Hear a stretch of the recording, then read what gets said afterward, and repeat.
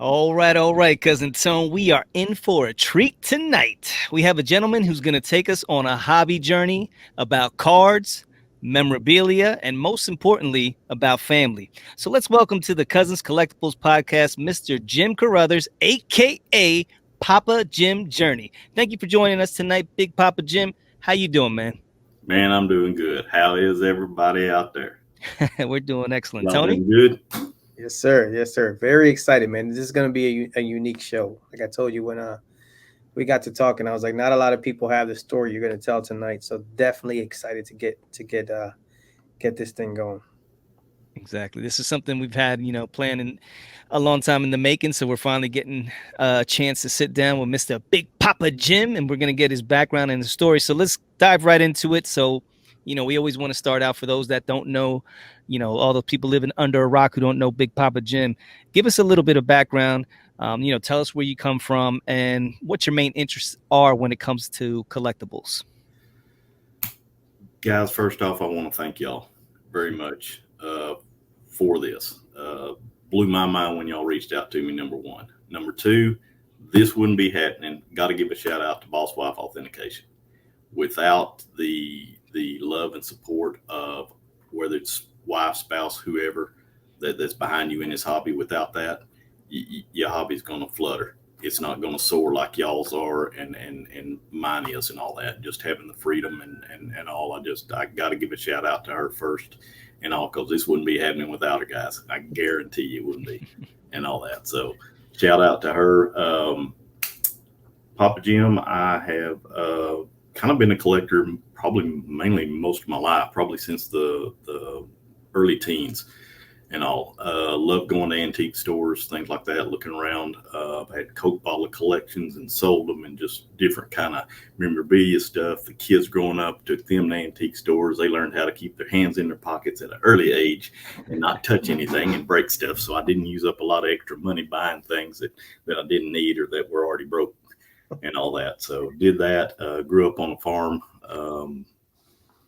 Oh gosh, and just it's been fun to explore what we're going to talk about tonight and all. And it hits home. And I just want to also say before we get into this, guys, if anybody besides us three listen to this, if you got parents or grandparents, take the time, man.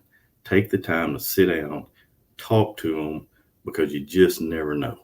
It's going to get personal tonight, fellas, and you just never know when that last breath is going to come, and they're not there. And then you're like me, you're having to struggle and find answers to things that you shouldn't have and all that. But it's going to be fun. We're going to have a lot of fun doing this. So I appreciate y'all again. Should I get a box of tissues though? Like, I don't know. Now, Big Papa, you got a nice, interesting accent. I love your voice. So talk about, where does that come from? Gosh, I guess a lot of I do karaoke, believe it or not, and I've done narration in Christmas cantatas, things like that. I love the baritone type voice, and I'm just like, that's just me, and I'll just. I can picture you on like a 1950s or 60s Disney movie. Oh yeah. Yeah, something like that, or doing introductions or something like, hey, this here, Papa Jim coming to you live from Grapevine, Texas tonight, in here with the cousins, cousin Tony, cousin Oz. How's it going? Look at that. Listen, we're gonna have to revamp our intro. Got Big Papa Jim in the house. Yeah. Anyways, man, that's between you two, that'll be a hell of a promo. So, Jim, man, before we get into this into the heart of this conversation, you touched on it a little bit, but I do want to ask you a little bit about Boss Wife Authentication and your 1-of-1 wall. Tell us about that. Oh my gosh, guys, this was a joke. It really was.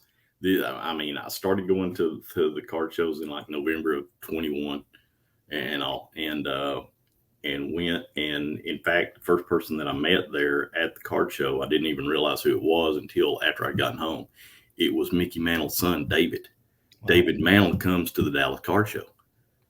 He sets up in a little table outside in the main hallway and everything. I'm coming by and I'm chit chatting with him and all that. And his buddies there's looking at my Phillies hat and giving me heck about it. You need a Yankee sticker and all that. I said, well, if you got one, I'll put it somewhere. All right. I said, I don't like Yankees, but I said, that's just personal preference. But we're sitting there talking, and I tell him about, Dad's thing, and I didn't know who he was or all. The next day, it dawns on me walking by and reading who that was. So I got a picture with him, and I had him sign it, stuck it up on my wall. Well, here comes boss wife thinking, hey, these guys that you see and all and meet at the shows, maybe you need to do that. We'll just do that for fun for, the ones that are here. Okay. So we started out with a few.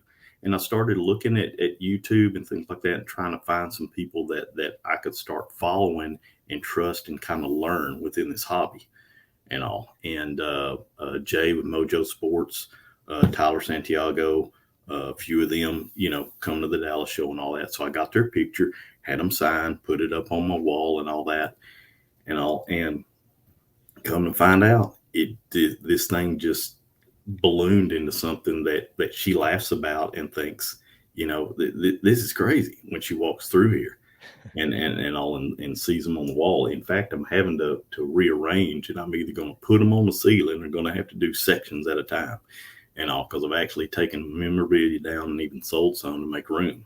Wow. Last count, I had 110 on my wall. In fact, if y'all don't mind, I can actually get up. Hopefully y'all can see this in the dark and don't trip over stuff. Like I said, I was in the process of moving, but here's where some of it starts right there. Nice. David mailed the first one up there, and then it just goes from there. I put the date on there that I get them signed and where, and they're all numbered. So I got 110 of these on the wall. And what's crazy is that she knows with my memorabilia, it's got to have, there we go. Yeah, that it's got to have, sorry for the plane. Oh, the planes are for the kids. Y'all gonna who's the frog? It's a trip, man. Watch this. See, because I'm by the airport, so look at here. Oh, wow. There you go for your kids. Look at there. So those are 110 different either. Yeah, 110 101s, 8x10 signed and all. And then what she did is she's like, okay, well, hey, all your memorabilia's got to have authentication to it. And she came up with this all on her own and all. And there was a movie that came out, A Dog's Purpose, with Dennis Quaid. And in that movie, if you've seen it, the dog and him are together when they're young, but then the dog dies, they separate, and then at the end, they come back together. That relates a lot with us because we were high school sweethearts. And so we went our separate ways, and then we got back together. Well, she came up, and if you can see, if I can get to the camera, boss wife authentication. She came up with these authentication, and look at that number, 8675309. Y'all know what that's from? Yeah. There we go. Okay. Some do and some don't. I've got to explain it, but that's just that. I mean, he was like, yeah. So she came up with these, and so I've got to put these every time I get one signed. I put one of the authentication, and this thing's just it's crazy. I've got people coming to the show, going to the show. They're coming to deal and all that, but they want a picture. They want on the wall. I mean, each month I've got a list. I've already got a list of 3 or 4 for the next show in July.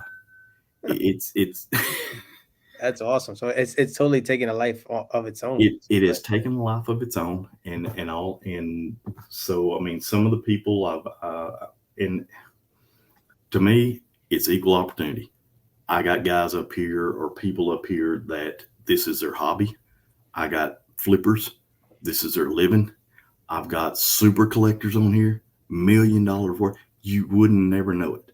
That's what I love about this hobby is that all these people are just down to earth and cool and don't mind doing it. And it's just, I mean, sometimes when I meet them, it's like if I was meeting Jackie Robinson.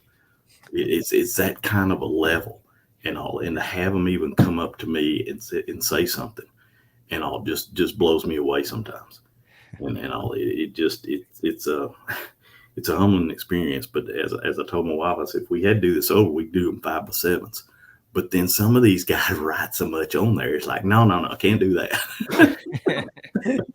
And so we love it. It's something that, is just taking off and making it fun. And from what people have told me, oh, this is cool because nobody does this. And I'm like, well, bound for me to start some kind of crazy trend or something like that. But So do we have to go to the Dallas show to get that done, or are you coming up to the national? I'm not making it to national. Oh, I yeah. am making it to Culture Collision in January in Atlanta. That's oh gosh, Prism God has been bugging me about getting there and all that. I finally said, all right, I will break down and start telling everybody I will be there in January, and all, because a lot of the people from the West Coast that I know flew into that this last time, and I couldn't make it. So my main show, really, because of vacation and things like that, is the Dallas show, and all. I mean, it's like my mini national, and that way. So it's Dallas, or if I am traveling, I've got a son that lives in Virginia. So a lot of the times I may get up there and try and make it to a show or two up that way and all that. But hey, if we can get the picture taken, I can mail it. I've mailed these and sent return postage back. So all they had to do was sign it and mail it back to me and all that. Awesome. Yeah, we gotta make that happen, Oz. We got to get up on that wall, brother. It's pretty cool, and it's funny because when I rearrange it, some of these guys that I know real well, they'll joke with me. Oh man, I went from the bottom to the top of the wall, and all. I'm just like, hey, you're in numerical order by the way it was taken at the show. Don't be getting me in trouble now. Now you spoke of that movie, A Dog's Purpose. That's a really good movie, Tony. I don't think you've ever seen that. Probably not. No, sir. Yeah, No. you have a dog. I mean, you would appreciate it. It really is a great movie with Mr. Quaid. So that's a beautiful story, though. All of her idea, and I mean, she even had a cap made, BWA on it, and put the number on there, and so she'll make it to the Dallas show every once in a while, and all that, and and wear that. But she likes being in the background and all that, and says, no, I'll just do that. For Father's Day, real quick, guys, she surprised me. Look at this. Papa Jim.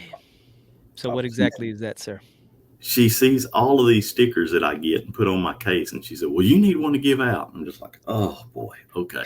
With my little squiggly guy. Now that little balloon guy I've been putting on my kids' cards since they were little bitty, and grandkids and everything. So that's just a little balloon guy that I put on everything now, and it's just like, it just goes with me, I guess.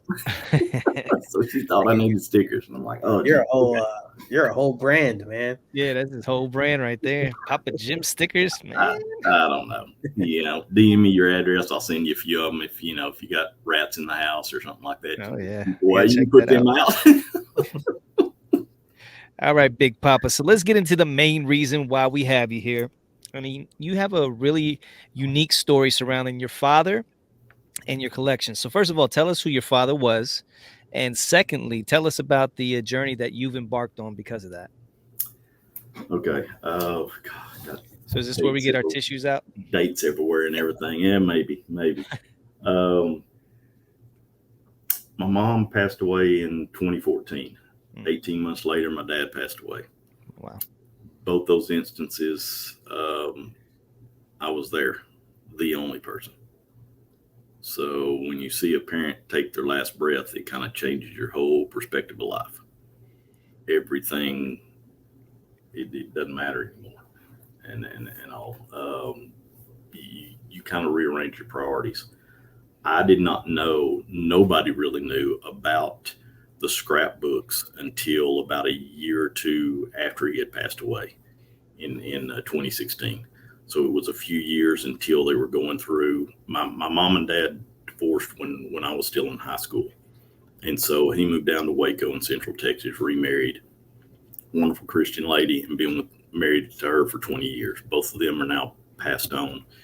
But the stepsister was going through some of my dad's stuff and all. And there was this little case, and you've got to go back. I was looking back through my IG. You've got to go way back on my posts, but I show a post of all the stuff that I got from down there. And my dad had a little TV sitting on a little 2x2 square little box in his bedroom area. And so when they took the TV off and they opened it up, lo and behold, there were like 4 or 5, like old scrapbooks and all. Nobody had ever seen these. Nobody ever knew about them. I asked my older siblings. I've got three older siblings. None of them knew about these. What these scrapbooks are from back when he was in, I would say, early high school, 1950s, early 50s, 49, something like that, through his playing days of 1955 with the Phillies and all, the Phillies minor league club. And so what these are scrapbooks of every little piece of paper that you can freaking imagine that was glued in these things. There were 6 of these things that were put, and also it is painstaking to go through and all, but I'm 5. It's a journey that continues. As I was telling y'all earlier, I think I've got the border of the puzzle completed and a lot of the pieces inside, but then there's other pieces that I may never be able to find and put in there simply because he's passed. One of the things growing up and playing ball and practicing ball with him was that he never talked about this. And I always questioned in my mind why. And I think I found the reason why in all of my research in doing this. He loved the game, loved it with a passion, and I can tell it from the letters and the traveling and all that he did. And some of the areas that we found out, where he's played, nobody knew until we dove into these scrapbooks. And then you start Google searching and looking and all that. And it's just, it's cool to see. But man, to be able to sit down and go, okay, tell me the story of this one. Tell me about this. Because growing up, yeah, I knew that he had played, ball. I didn't really think major league really, but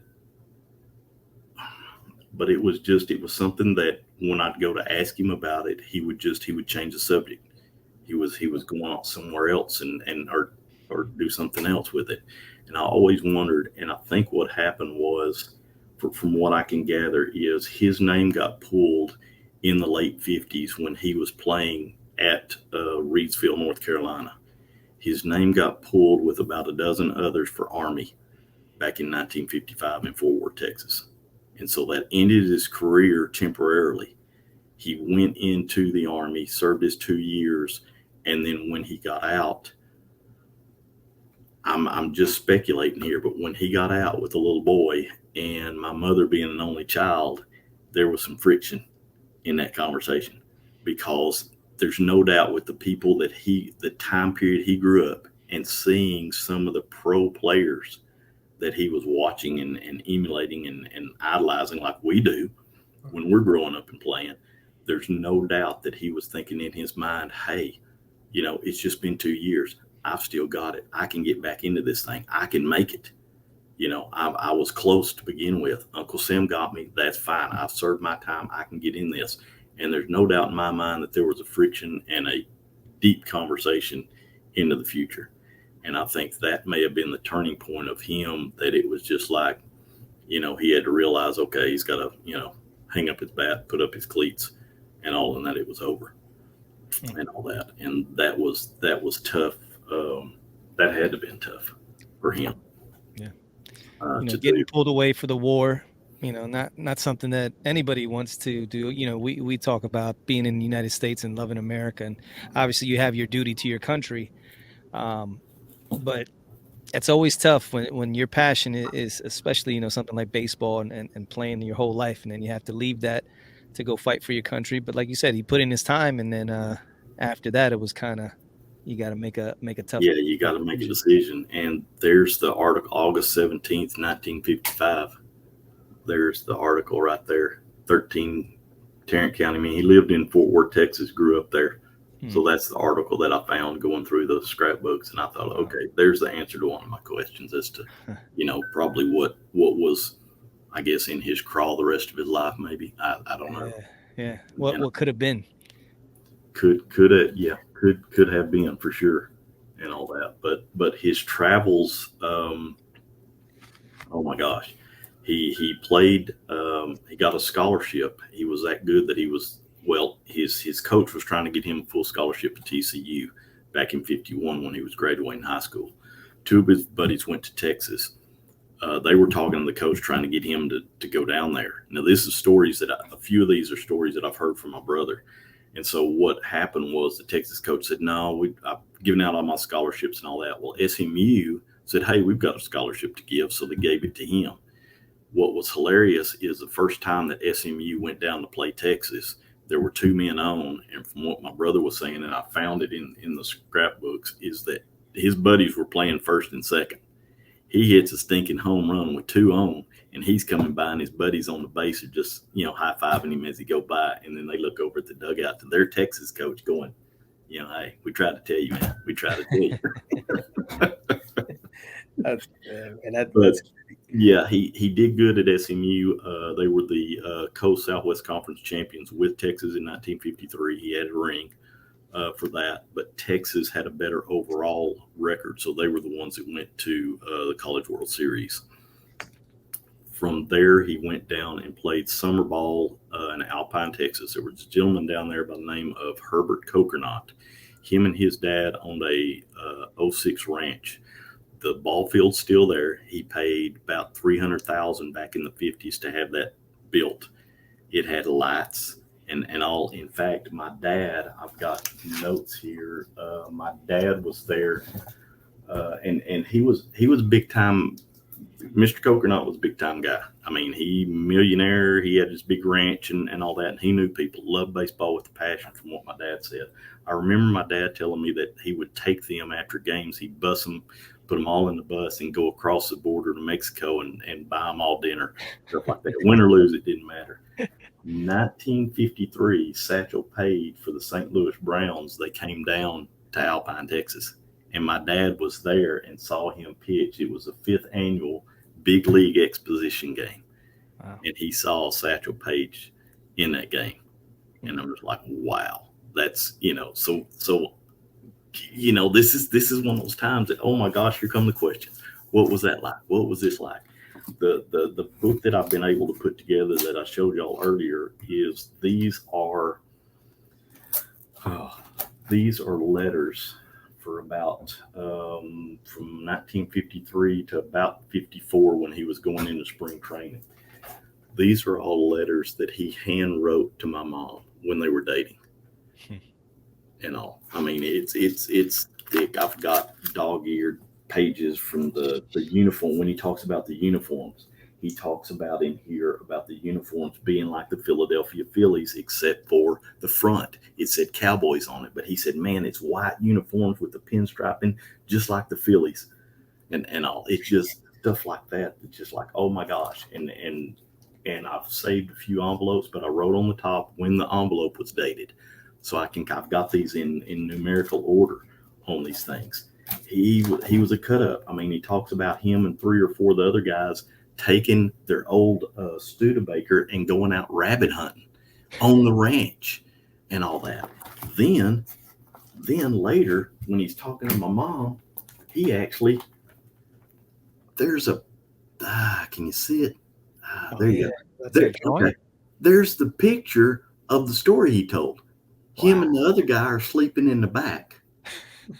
That's real detailed too. There's the other guy. Yeah, I mean, he draws this out, and I'll for my mom explaining.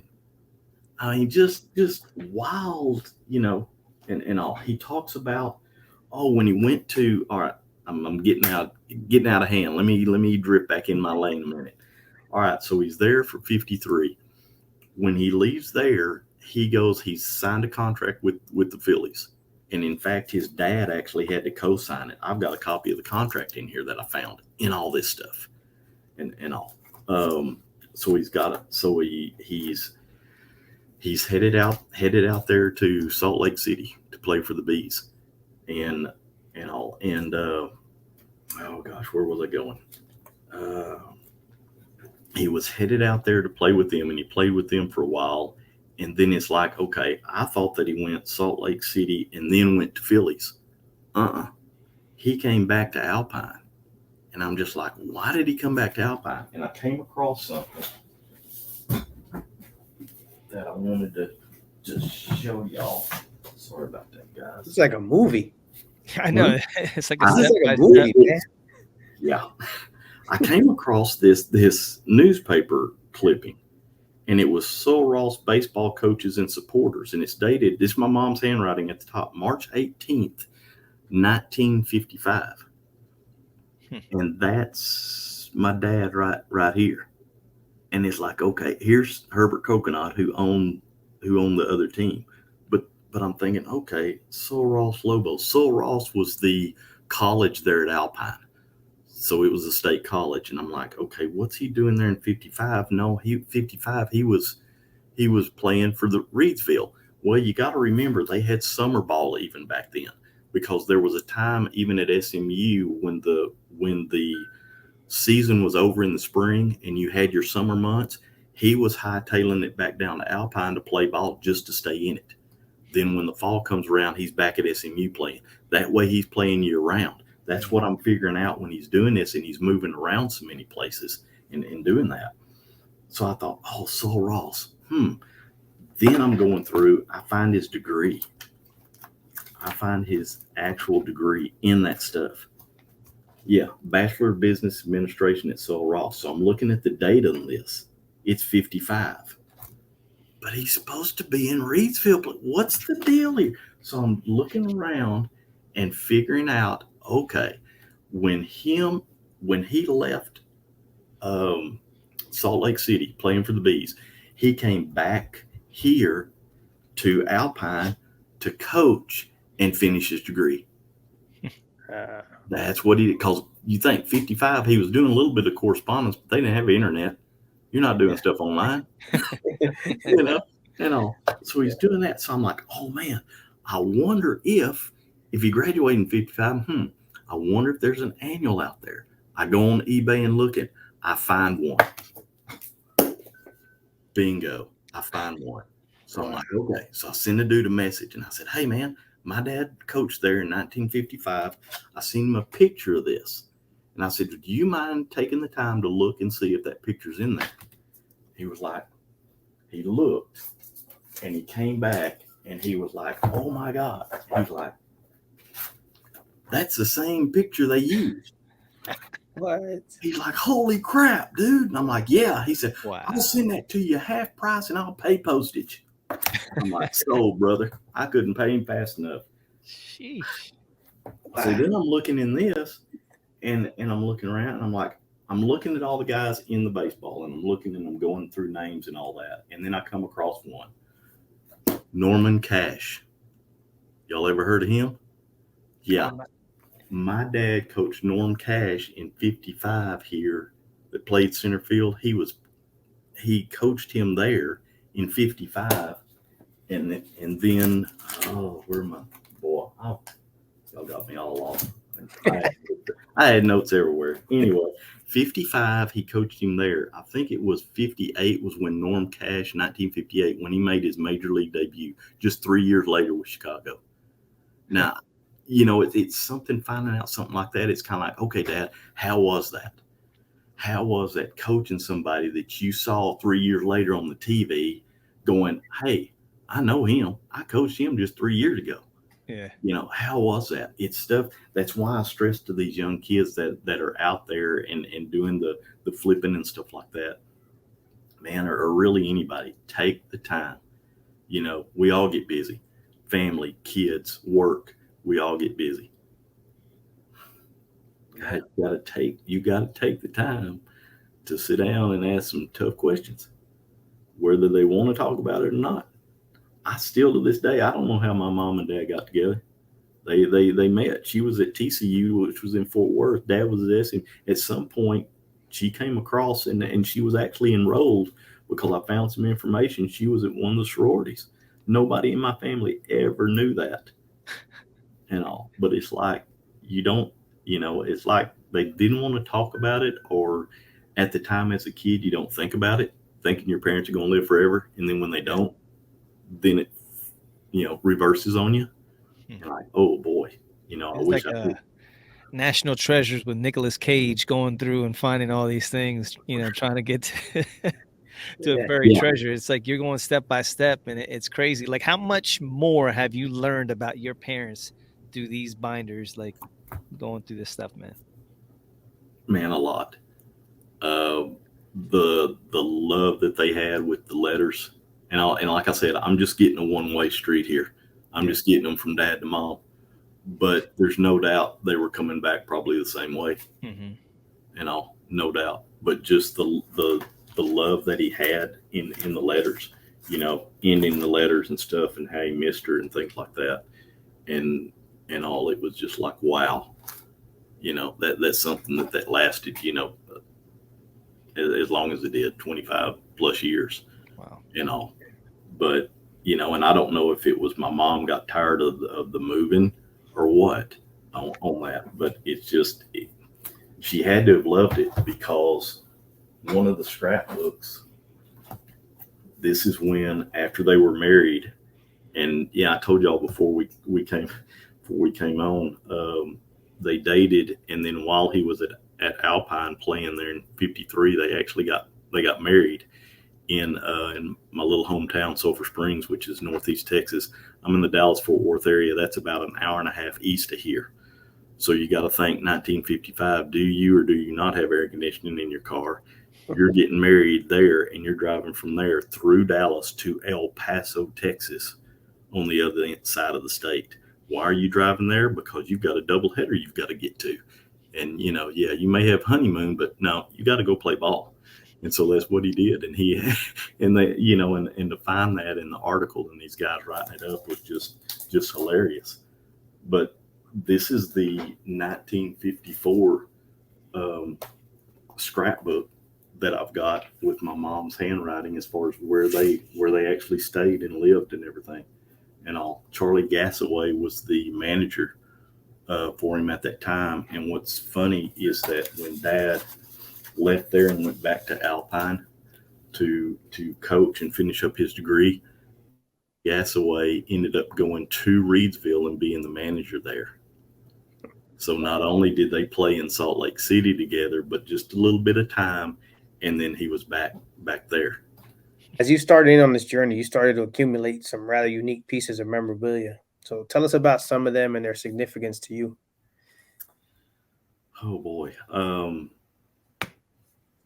always thought Dad played like outfield.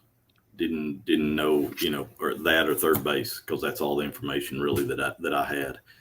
A cousin of mine, in fact, it was his dad's wife passed away back probably 4 or 5 months ago.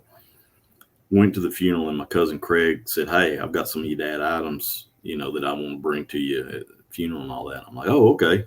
He said, "Yeah, I've got some baseballs and the catcher's mask and all that." And I said, "Catcher's mask." So we got there, and he gave me, and I've got it hanging on the wall. And he was like, "Yeah, Dad was a catcher when back in the day." And I'm like, "No, I don't think he was." He said, "Yeah, he wore this." My dad, which his dad was the older brother, so he was like, "No, my dad said your dad played catcher, da da da, and all that." And I'm just like, "Well, okay, if you say so." Well, sure enough, it's like, okay, which one of these scrapbooks now I need to get digging into, try and prove this theory. Sure enough, I find a little article where it talks about John Carruthers catching. And I'm just like, oh my gosh. Then further into it, I find a couple of type 1 photos of him with the catcher's mask in his hand. Can't get much better than that, really. Then a couple of baseballs. And this was what was wild because I was trying to piece things together. Because one of the things that I have is I've got a Reeds. There's not a lot on Reidsville Phillies. They were only in Reidsville that 1 year, and then they disbanded and went back to Reading. I think is where they went to, or Terre Haute. But I actually found a schedule in some of those scrapbooks. It's a Reidsville Phillies 1955 schedule, and I'm looking at this thing going, wow. So it helps to know Dad went from Salt Lake City back to Alpine to finish his degree. When Charlie Cassaway, who was the manager, went to Reidsville, apparently there's some kind of and I have to dig into this more, but some kind of a letter or something that maybe keeps him from playing. I don't know, because I found this dated May 31st, 1955, from the National Association of Baseball Leagues to Dad. You are hereby notified that you've been reinstated from the restricted list to the Reidsville Club. May 30th. And so I'm looking and thinking, okay, Dad graduated during that week. So I guess maybe during that week or while he was there, he really couldn't play. He could coach. He was coaching the team, the college team, but he couldn't play. So I guess once he graduated around the end of May, then he took off to Reidsville with Mom. Here we go from South Texas all the way across the country again. And all. So I'm looking at this calendar and thinking, oh man, his first day was June 3rd. So they had already been playing almost 2 months by the time he got there and was playing with them. And I did a post. I found an article going through one of them that, in fact, it was yesterday, I believe, that Dallas Green, just started. He came up from his college and he was there on the 13th, about 10 days later after Dad. So both of them were on that team at the same time and all. And so going through this, and I'm like, wow. But then I see a date on this calendar circled that's the 12th. And I'm like, okay, August 12th. What's that about? Well, come to find out, then when I find the other article here, dated August 17th, about his name getting pulled, I'm putting these pieces of puzzle together. See? Oh, the 12th was the last game. Then he had to be back in Fort Worth, Texas by the 17th, to be here because of the Army and all that. So my cousin's like, yeah, I've got this ball and it's dated. It says Danville, Virginia, August 5th, 1955 on it. And I'm just like, wow. And so my cousin's sitting there telling me this is his mom's handwriting on this ball. And I'm like, wow, that's Grandma's writing on this ball. Grandma was there. And I go back to this calendar and I look. They played Danville on the 5th, guys. She was there. She gets a game-used ball from the Carolina League. You can still barely see Carolina League on there. But there it is. An official game-used ball. Was this one Dad hit? Did he do any, that's the next search, is getting more into the statistics and finding out on some of this stuff. I've got that one. I've got another one that's no writing, but I've got another game. He gave me 3 game-used balls. I gave one to my son. I kept one because I'm going to find and make some cards and use this as memorabilia. Get the thread, cut that out, and put it in like a memorabilia thing with my dad's picture. Nice. And all that, make a card and everything and all that. Then we talk about, I know y'all had asked me about it gets out in 55.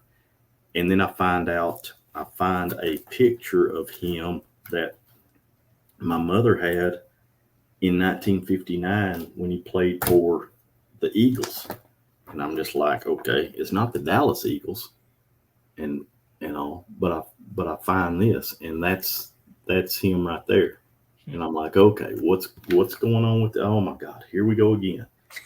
So it's more research, and I've had a few guys that have reached out to me, and one of them said, hey, you need to get on like newspapers.com, find out where he was playing, type in the newspapers, they've got listings and all that, and it's helped. And come to find out, they had a league, an amateur baseball league that came back up in my hometown, and he was part of that in 1959. That was the last years and all that he played. The last year that he played for about 2 or 3 months. And I didn't know the significance at the time, but about a year ago, my brother-in-law of mine, when they tore the stadium down, he gave me the dirt. And I was like, the hell are you giving me some dirt for? He said, no. He said, and he knew, and I didn't. And he said, no, your dad played on that field. I'm like, no, he didn't. He said, hell yeah, he did. He played on that field. And my brother-in-law, Oscar, he's I don't know, probably another 12, 13 years older than me. He said, yeah, he played on that field. Well, now I know he played on it. So it's like, oh, hell. Now I got dirt because the only thing there now is parking lot. They tore that thing down in 2017 to make it a parking lot for the football stadium right beside. But if you'll go on my Instagram at Papa Jim, Journey, you will see that I went by there and they left the home plate. Hmm. So I'm standing there at that plate in a different mindset than I was back in high school when I was standing there and couldn't hit the damn ball. Yeah, I mean, I'm sorry, I just couldn't hit it. But to be standing there and thinking this is where Dad's career ended, 59 right here, you know, and here's the dirt, and here's another card. Hell, I can put dirt in the card. Yeah. Put a little round disc or something. There's another one. I've seen cars like that. Yeah, Yeah. yeah. Now you have a bat, correct? A bat. Like I thought I saw you. Was there a baseball bat or something that I don't know if that was his or not because I remember seeing a post with. Yeah, hang on a second. I'll get you this. When I was, yep. Let me get this. Yeah, this was probably about a year and a half or so ago. I came across a lot of these pictures that I've got of my dad from college days. These are type ones. These are original photos and all that. And so I'm looking at this bat, and I get my magnifying glass, and I'm looking at it, going, "Wow, Pee Wee Reese." Okay, I remember Dad talking about Pee Wee, and all. I remember him saying, "Hey, he's a good player, blah blah blah, and all that." It's not So I bad. go looking, and I thought, man, it'd be cool to have a bat like that, you know, just to have one and all. So I go to searching, and I find this guy on eBay that's like the bat guru or whatever. And he's telling me, and I sent him a picture of it, and we go to chatting back and forth. And he said, it'll take me a little while, but I'll find you one. And he did. And this is he said, this is the exact type of bat that they used at SMU back at he said, I guarantee you this is it. Because he said they made these for college, but then they made them lighter for high schools. He said high schools used them too. So you got to be real careful getting these things and making sure that it's going to be to the time period and all that. The bad thing is, well, good and bad, is that I never got my dad's autograph on a ball. Eeks. Oh crap. That's pretty bad, huh? Well, I've got his signature on a couple of items. Yeah. And so I found a gentleman on Etsy, and he actually made me some baseballs and put his signature. He etched them in there, Oh wow. lasered them in there, and he aged the ball Huh. to make it look like it was back in the 50s. That's crazy. Yeah, it's nuts that he could do that. And he's got that, and he told me with the bat, he said, man, he said, you want to send me that bat? He said, I'll do half price. He said, we can put his name on there. We can put his stats, whatever you want, on that bat. He said, I'll make it. He said, we can personalize that thing, Nice. So I've gotten a few other baseballs, like signed and stuff like that. He makes like replica balls and all, and he's on Etsy. And so if you wanted like the 1930 Yankees team ball, he could probably do something like that and make it look that old and all that, and do it. So that's very interesting. Yeah. So that's where the bat and all of this come. And Tell him I need a Babe Ruth. yeah, you can. Yeah, he'll do one, but as he says, it's 100% guaranteed not to pass third-party inspection. And I said, well, I know boss wife won't authenticate it. No, she's not going to authenticate it, then I'm out. Yeah, you're out. So as you're going through all this stuff, Jim, it's like it's crazy. So how many people, as far as that, have played in the big leagues or even like stars, has your dad come in contact with that you found out? As I was going through it, I oh man, this is wild, because I found this last one just a few months, about a month or so ago. You remember Mrs. Hunt that just passed away? Mm-hmm. Yep. The matriarch, Kansas City. Her husband, Lamar Hunt, played with my dad as a freshman at SMU, 1952. He played second base, and my dad played center field. So if any balls were hit out there, Dad was throwing them back in to Lamar Hunt at second base. Nice. Is that nuts? I was like, holy smokes. Because I had to look, and then I went doing some more digging. I Google searched Lamar Hunt. I'm like, Is this the same Lamar? Yeah, it's the same Lamar Hunt that started out with the Chiefs Wow. and all that did that. So that's one. Of course, he's watched Satchel Paige and all, and then Norm Cash, being down there and coaching him. But the first one that I knew about was Dallas Green in Reidsville and all, and that's just it's. Oh, I'd love to know what those conversations were for just that short a time period and all that. Yeah, I told Oz, like, as you're telling these stories, I mean, like 50 questions popped into my head, and these are only the people that you know about. You don't know who else he came in contact with that And didn't. I've not had the time to search. I mean, I've got that whole yearbook, and I know Norm Cash, just the name. Yeah. Now I got to Google search all these other guys to see what happened with them and all. Yeah. Two guys for sure that came to my brother said came to the house regular. He said, I went and got them Pearl beer, and they sat out there and talked with Dad and chit-chatted and all that. One of them was Forrest Gregg. Forrest Gregg and my mom went to high school. He was from Sulphur Springs, where I'm from. He and my mom went to high school. He went to SMU. The other gentleman was a Raymond Berry, who was born in Paris. Paris, Texas is about an hour north of Sulphur Springs. He also went to SMU, both of them. So those two guys were the first ones that I knew just from stories of my older brother saying, yeah, they'd sit out here and chit chat about sports and all kinds of stuff, and I'd go get them beer and all that. I'm just like, to have a picture of all three of them standing together. So that ain't happening. There's not good. So what do? Hey, I'm headed to eBay. I'm trying to find college pictures to put with them and something with my dad to kind of try and put that, kind of together. I did reach out to, I tried to find out where Forrest Gregg was, and then he had passed away. He passed away in 2019. He was up in Colorado where he was living. I did reach out to Raymond Berry. Raymond Berry is 90 years old now. Wow. But I did reach out to him. Let me see if I got those here. Yeah. While you're looking for that, I was wondering. I was like, have you reached out to anybody? Because these were the only two. Now, I reached out to Raymond Berry because I had a picture in some of the stuff, and it looked like him from his college days at SMU. So I reach out, I look and find his address in Tennessee and write a letter.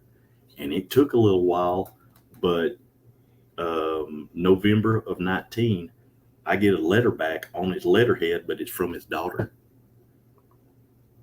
Okay. So this is, There you go. Now you can see it. So that's a letter from his daughter. From his daughter to me, talking about that picture and all, and that Raymond's healthy and all that good and things like that. And I was like, oh man, sorry. But yeah, I mean, she's talking about that he was 86. Yeah, he played football at SMU during 51 54. When your dad was there, there's probably stories, but he just can't really, recall at this age and all that. And so then I sent the photo, and then she sends me another letter back in 2020, saying, hey, appreciate it. The letter, the picture's not him. I could tell by looking at it and things like that. So it's stuff like that. But I'm like, okay, I need something. So I go looking on eBay, and I find this photo that he signed and has all of his stats on it. And I actually researched the picture.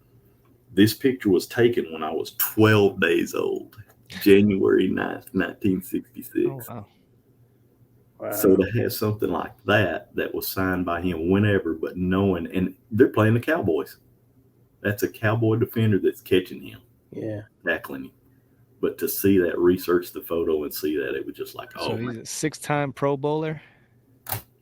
Yeah.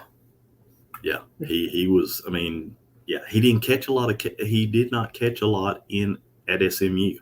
He really wasn't. It was once from research that I've done, it was once he got to Baltimore and Johnny Unitas and him kind of hooked up, and he was a hard worker. He was just like, hey, this is, this every day we would work on drills. And he said, I knew I could not drop anything, and I know a lot of people get into this hobby. I'm changing horses here, but a lot of people get into this hobby, and like me, they may not want to collect cards like you guys do and all that, or they may want to do something different, or they may not know what they want to do.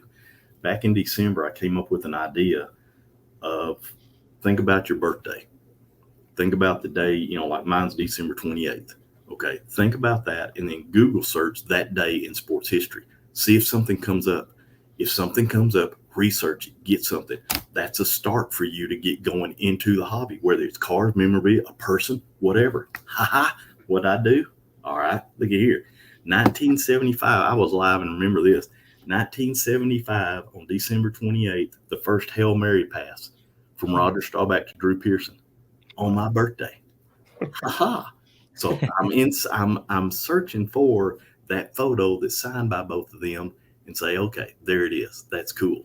The other thing I found, which is cooler to me, is that on December 28th, 1958, it was called the greatest game ever played in NFL history. The Baltimore Colts beat the Giants in the first overtime NFL championship game. Unitas to Raymond Berry on the 13-yard line with 7 seconds left for the game-tying field goal, and the Colts won 23-17. Now, what I mean, yeah, it all comes back to that. My God, yeah. So it's like, oh man. So I've got an actual photograph of, a poster of that game and all that I found on eBay. So it's like, hey, there's something related that way. Or look up people that were maybe born on your date that are older or younger than you. I mean, Stan Lee was born 1922 on December 28th. Just different thing. Adam Vinatieri, Denzel Washington. So, it gives you an avenue of looking at something different than cards. Maybe do autographs or maybe try and find their cards if they're out there. I mean, they've got non-sport cards now and all everywhere. But that's just, if somebody listens to this and doesn't have a clue what they want, they're on the edge of getting in. I don't know. I just thought of that. I thought, well, that's something different and cool to, look at and maybe do. I don't know. That's pretty interesting. I just Googled, events in sports on November 1st, which is my birthday. And there's like a million sports history things that just popped up. For example, 1946, the first Basketball Association of America game. New York Knicks beat Toronto Huskies 68-66 at Maple Leaf Gardens in Toronto. So, I mean, there's all kinds of crazy stuff.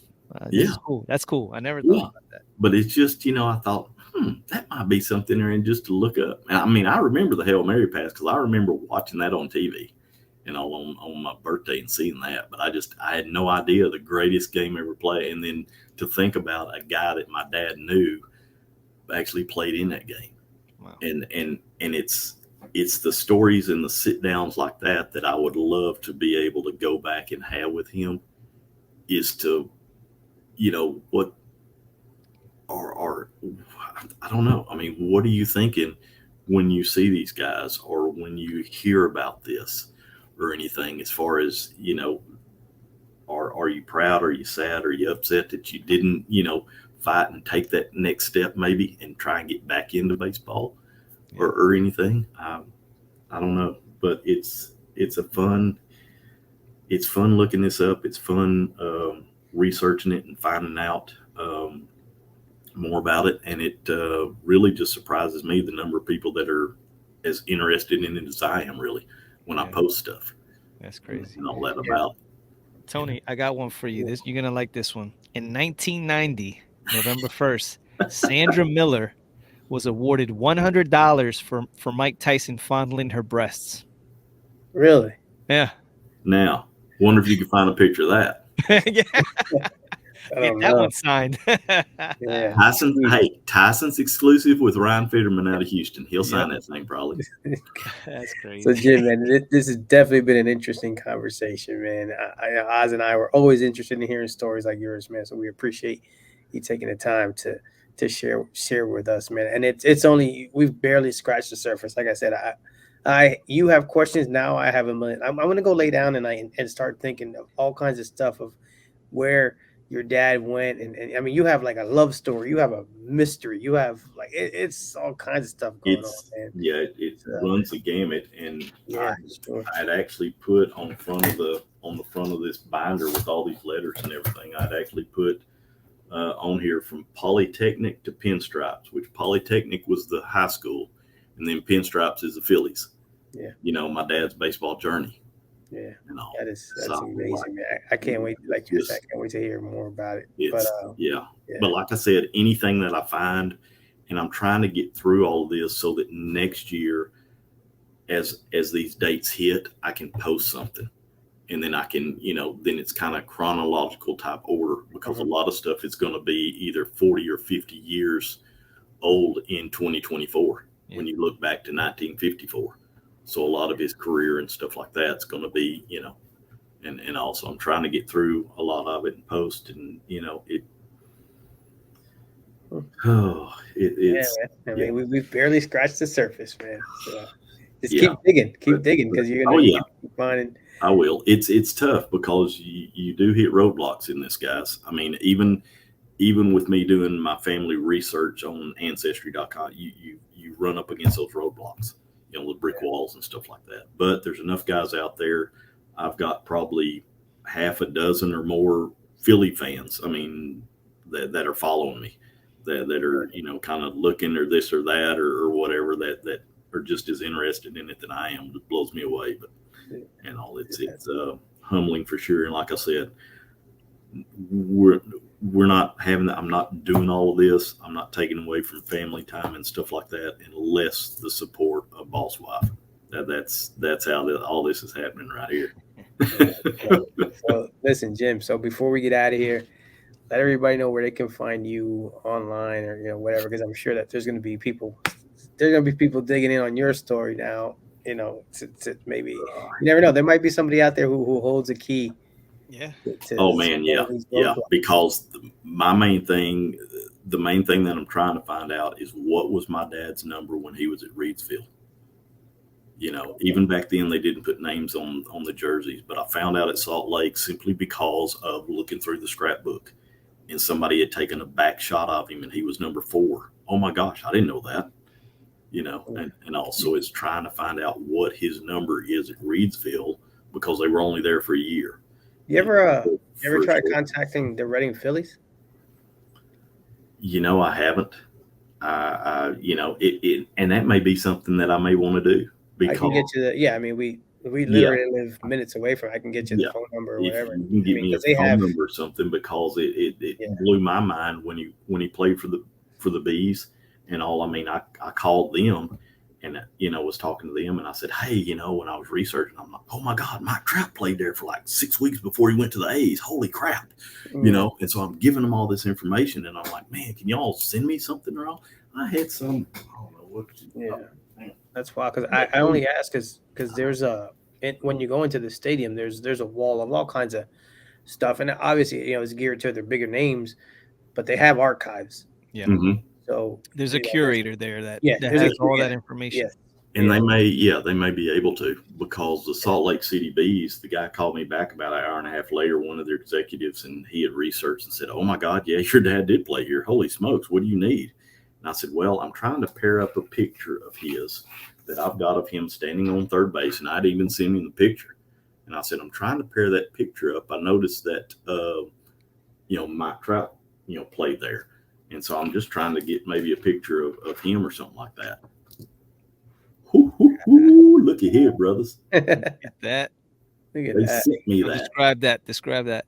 That is Mike Trout, one of the 6 or 8 weeks that he was playing there with the Salt Lake City Bees, full uniform. Wow. And so I'm in the process of maybe trying to get him to sign this. Because if he can sign this, and I can get the guy at Etsy to put my dad's signature on here, then we have a pair. And I will get this framed, and this will stay in the family and get passed down. Look at that. It's little stuff like that I run across, and it's just like, holy smokes. It's crazy. And Baby like I said, I appreciate you guys more than for being interested in this. Letting me just sit here and babble for an hour, and y'all being patient and listening. Of course. Now, this is like a slice of American pie. You know what I mean? You're going back 50s and Yeah. just talking about like all the history. I just think it's funny what you're doing because I do the same thing when I go to my mother's house. My dad's passed away, so my mother's still alive, and she just has like it's literally a treasure chest. And I open it, and it's just everything. There's binders, there's pictures, there's letters, all kinds of stuff, and it's not just from my dad. It's Yeah. just like going back in time. It's like a time capsule that you can go back Mm-hmm. and just get a little peek of how it was back in history. So I'm amazed by what you got going on there because it's literally is like Yeah. stepping back in time, and you can see where your dad was, what he was thinking, what he wrote to your, to your mom. What And he wrote to mom and all that, and talking about the trips, that the team would take and how he did and how he hit, or if he got spiked or this or that. And oh my God, I'm down here and oh my God, they're getting me a brand new, what is it, a red Rolf glove. And so I'm searching eBay for that one of them freaking gloves from back in the 50s, because I'm thinking, hell, that'd go great with that mask, wouldn't it? Yeah. So that's my avenue is shifted kind of more that way, but I still want to dabble in my cards and memorabilia stuff, on this end of it. Yeah. And all that. But That's cool. God, Jim, drop your Instagram so people it is at Papa Jim Journey on Instagram. I think I've got a Twitter account too. It's the same thing, but I'm not all that familiar. Just drop me something on IG, DM me something like that if you've got any info, or if you're interested, or any of that, or God, I'm over 1,400 followers, guys. Why? this is why, man, because it's like, dude, It's it's nuts. like I I said, don't collect, and that's what I've been telling people. I don't collect cards. I'm not flipping nothing. I mean, I have, I don't know, maybe 4 or 5 slabbed cards, and they were given to me, and all. But it's a good hobby. And so, if anybody's listening to this and thinking, "Well, I can't collect or I can't do that," no, you can. I gave you a reason. Look up your birthday. Go from there. Pick something. Think outside the box. Do something different. you And guys, between you and Boss Wife, it's the epitome of thinking outside the box, and I absolutely love it. yeah, It's great. yeah. Definitely, guys, and all. And like I said, I appreciate y'all taking the time. I know we've probably gone over and all that, but I appreciate y'all listening. And hopefully we'll get one other person to listen to this. For sure. We'll get Boss Wife. Oh, no, I got the look. Something about, hey, you want to do a podcast? And he's like, no. No, Like, she can just listen in and just have a good time with that. yeah. Yeah. So again, Jim, thank you very much for handing over to Oz. Truly appreciate it. When we get off of here, I'll look up the number. I'll DM it to you. And yeah, we gotta get that. We're on the Heck we're on yeah, the man. we're Don't on think the I don't to-do. watch y'all. I got that on a sticky note right here on my other monitor. Appreciate that. Yeah, we're definitely making it happen because we're on record. We got to get to that Dallas card show. That's Yes, sir. that's a goal for 2024. Okay. Let's hope to make that happen. And We got a lot of trips to make, Tony. We do. So we got to just space them out because otherwise you and I will be living underneath that pool. Yeah. Or if y'all can get to Culture Collision in January, that's true. I'll be there. So, and I'll be posting more of that too on my IG as it gets closer and all that. So, but yes, sir. So appreciate again, you guys much, man. so much. Take us home. Yeah, thank you for taking us on that journey, Big Papa. We appreciate you, man. This was awesome. Like I said, it was just a slice of American pie going back in history and just hearing the names, and I could just picture your dad, man, just being in that time, actually having, going to, what was he said, the army? Yeah. Yeah. And then Yeah. doing that for 2 years, coming back, and then, Coming back having out to face decisions. Yeah. But like, it's what the coolest thing is, man, is like you have everything right there. So it's like bang. And it's just, you're connecting the dots. I mean, you could probably be there for the rest of your life, just bouncing things off and going here and going there. And I think that's unbelievable, man. Yeah. So for me, I can't wait to get a hold of my mother's treasure chest because it'll be the same journey that you're taking. That's And what you need I to know do. Tony was talking about his father, that he has some things he doesn't talk about, but he probably has some things that you probably don't even know that, when, God forbid, we all got to leave this earth sometime. Yeah. But if you have those things that Yeah. can, be a memory for your dad, and then, even further explain things you never even knew, Get your when, recorder, guys. I did that with my grandfather. Sit yeah, down there, put the tape recorder down, hit record, let him talk. Ask him a few questions. That way you've got it on tape right there, and you're yeah, not having to take notes and forget stuff. You've got it all right there.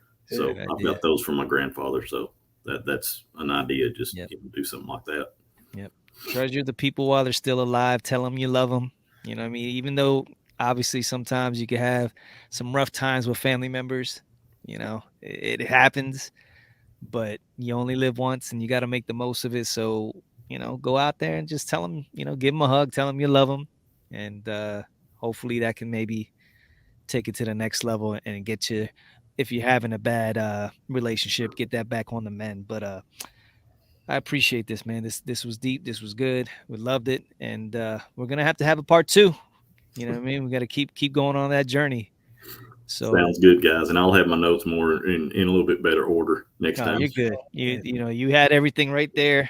You're good to go. So, with that being said, guys, we're gonna end this like we always do, and that's keep focused, keep positive, and keep Keep collecting. collecting. Hey, yo, Tone, bring the beat back.